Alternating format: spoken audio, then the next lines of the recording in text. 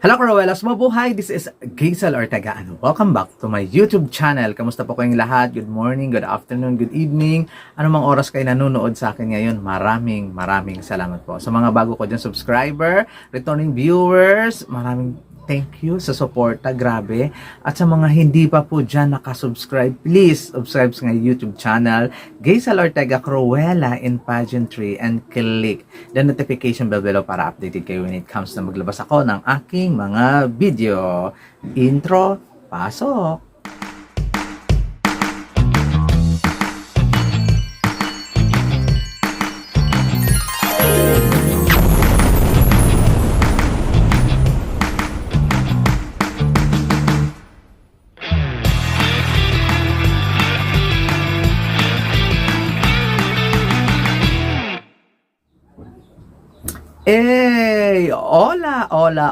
Hola, hermosa. Ang ating pag-uusapan nito yung mga pa-outfitan at kung sino nga ba ang nag-shine sa akin sa day 4 sa magbonggang-bonggang outfit dito sa Miss Universe 2023. Battle of the Fishnet. Diba? Ng eksena. May mga pa-fishnet, mga pa-outfitan. Bago i-comment ko muna yung mga eksena ng mga Latinas with Michelle D. Photoshoot sila doon sa beach. Di naman masyado kabunggahan yung beach, no? Pero okay lang.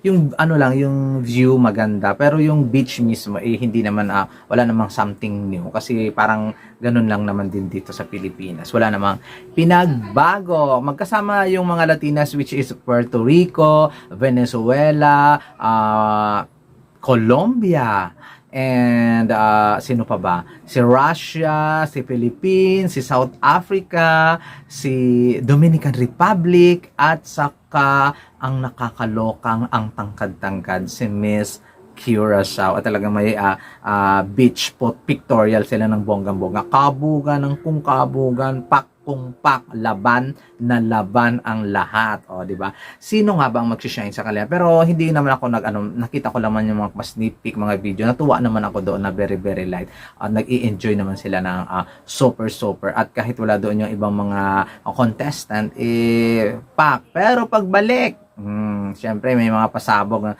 Battle of the Fishnet talaga ng eksena. Para sa akin, pumasok sa magbigay lang ako ng 6 kasi 6 lang talaga yung nabonggahan ko for today's video. Si Miss Nicaragua. Di ba? Kahit wala siya doon sa beach. Bongga ang kanyang costume. Pak na pak. Tingnan naman niyo. Di ba? Talagang every time na lumalabas siya, ayaw niyang magpakabog, ayaw niyang magpaluki kahit wala siyang pupuntahan. Ayaw. Grabe talaga, sana ay magtuloy-tuloy yung kanyang pa-OOTD na pasabog at bongga lagi sa araw-araw. And hopefully ay mag-reflecto na sa Miss Universe organization at masungkit niya ang corona kung gusto niya ng corona or kung gustong ibigay sa kanya ng organization yung corona. When it comes kasi sa mga pa-OOTD, ayaw din niyang magpakabog, ayaw niyang magpatalo at ayaw niyang ma-outlast siya ng ibang contestant.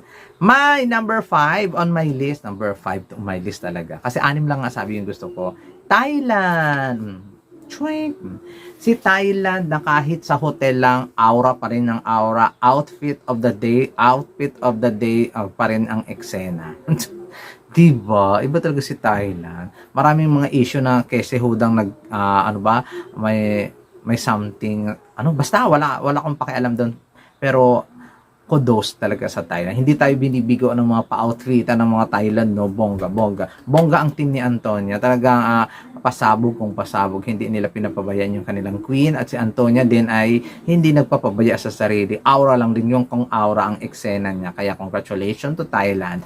Number 4 on my list, Mexico. Si Mexico, may fishnet be. Sabi ko nga sa inyo, Battle of the Fishnet talaga yung eksena. Mexico na parang nag-fishnet yung ditong upper niya. Pero take note, hindi ito pumunta sa beach ha. Tapos, ayun, nagpo-post siya doon sa hagdanan ng mga hotel.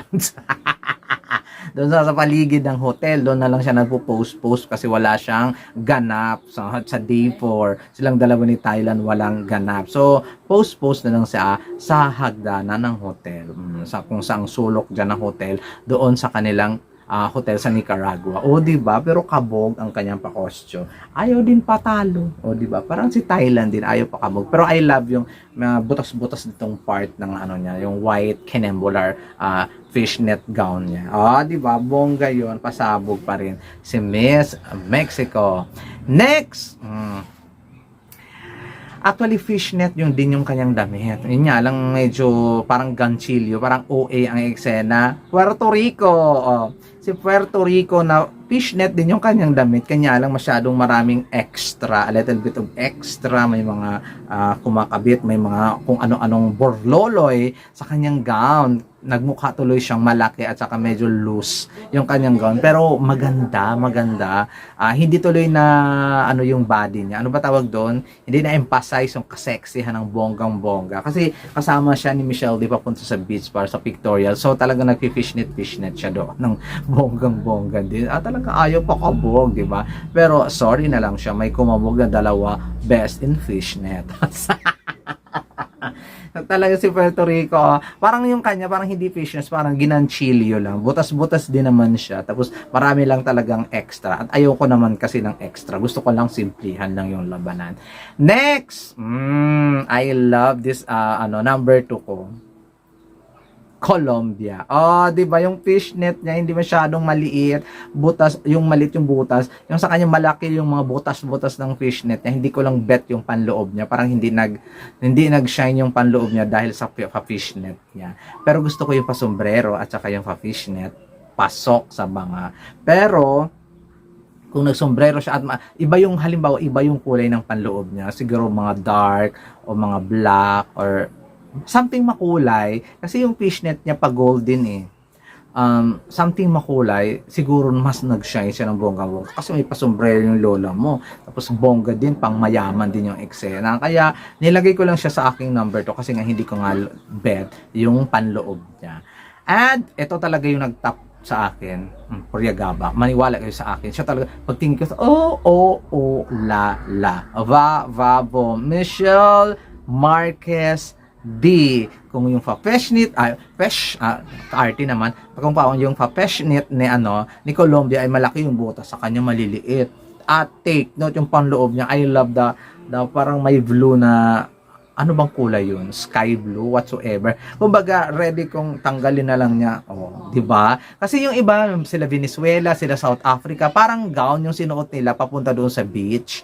Tapos, sabi ko, paano kung magbibis na sila at magsi-swimsuit? Ang hirap-hirap na kasi naka-jumpsuit. Nakakaloka, di ba? Parang hindi tumugma yung mga pa-eksena nila doon sa, ano ba tawag doon? Doon sa pupuntahan nila.